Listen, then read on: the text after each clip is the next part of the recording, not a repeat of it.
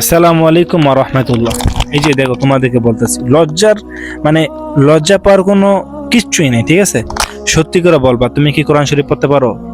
মানে কোরআন শরীফ দেখা হরফ উচ্চারণ, মানে সহি শুদ্ধভাবে না, মানে এমনি কি পড়তে পারো তোমরা? মানে সহি শুদ্ধ ছাড়াও পড়তে পারো? শিওর? হুম, একটু জানো। লজ্জা শরম করবা না, মানে অন্যজন পায় আপনি পান না, এই বইলে আপনি মানে লজ্জায় বলবেন না, এটা ঠিক না।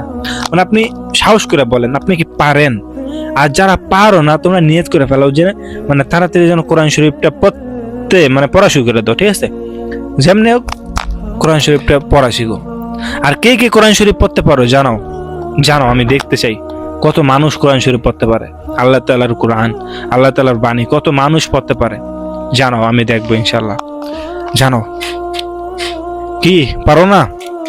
পড়তে পারো না? যদি পারো তাহলে জানাও না, কি লিখে বলো, কমেন্টে লেখো যে আপনি পড়তে পারেন কোরআন শরীফ। কমেন্টে লেখো, তাড়াতাড়ি লেখো, লজ্জার কিছু নেই, তাড়াতাড়ি লেখো।